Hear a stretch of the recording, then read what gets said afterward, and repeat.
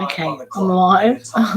Look a lot different to today. Just waiting for the news to come on. So I might just show you.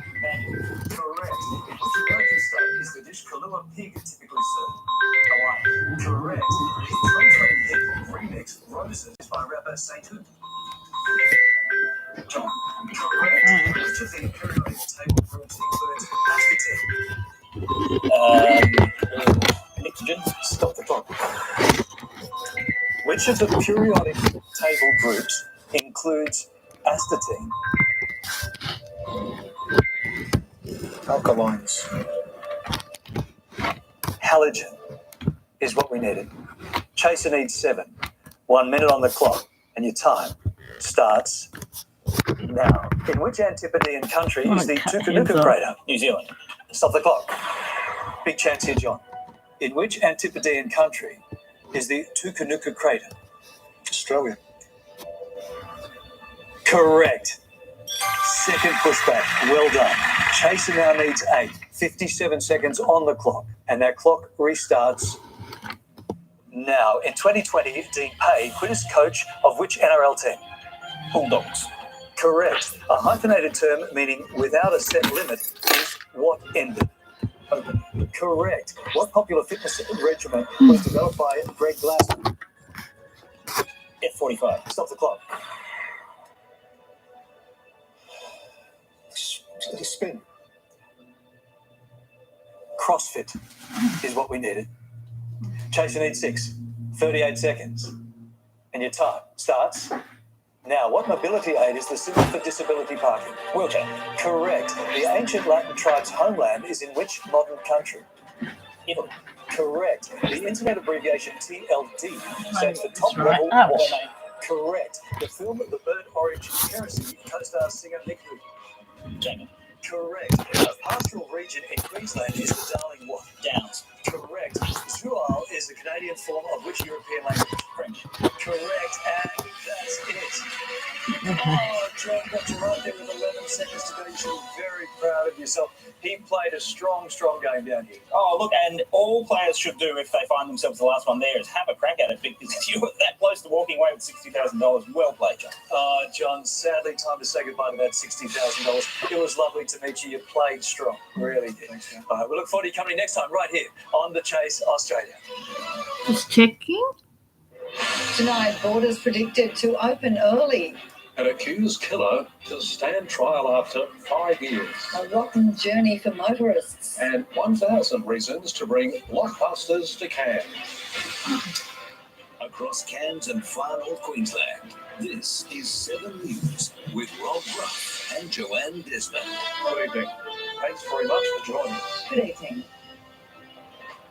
Queensland's border could now reopen as soon as December 6th, with new modelling predicting we'll reach 80% double vaxxed early. Once that happens, the vaccine mandate will be triggered. But today, a large crowd on the Tablelands vowed not to comply.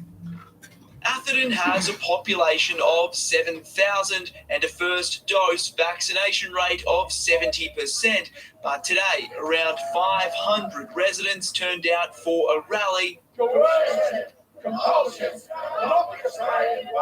fighting against the state government's vaccine mandate. I must have gone to the wrong schools because they obviously didn't read. 1984. Gina Cremeri has lived on the Tablelands for 25 years and says the move will segregate her community. It's just out of control. This whole thing is out of control, completely. Vaccination certificates can now also be linked to the COVID check-in app as of today, but it's not just the government enforcing the mandate. From March 31, all Surf Life Saving Queensland staff and volunteers over 16 must be vaccinated. The acting chief health officer also revealed it could be introduced for teachers. That's something we're looking at the moment and certainly something we're considering. This weekend, 6 clinics will pop up at state schools, including Balaclava, Warree, Gordonvale, Yarrabah and Trinity Beach. They'll be open from 9 in the morning until 2 p.m. We need to ensure that when we do open our borders, that everybody is protected against this insidious virus. That is now expected to be sooner, with Queensland projected to reach 80% double dosed before December 17. It's a projection, so it could be anything between the 6th and the 12th of December, depending on how the vaccination rates go. The state government just hopes everyone is ready. Queensland government at the moment is definitely going down the wrong path, 100%. Jordan Quinn, 7 News. 5 years after the death of a Waree woman, her accused killer will stand trial. Ricky James Cowan was charged with murder after he allegedly stabbed his 38-year-old partner, Crystal Radcliffe, in October 2016. Cowan has remained in custody ever since. Justice James Henry today listed the start date for the Supreme Court trial for March 7 next year.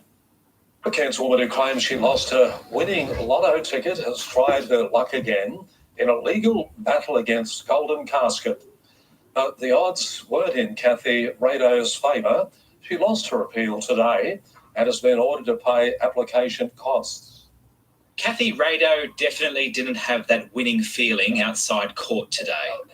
You know, it's just another case of a big corporation getting away with something. A Cairns entry won $2 million in a gold lotto draw in January 2014.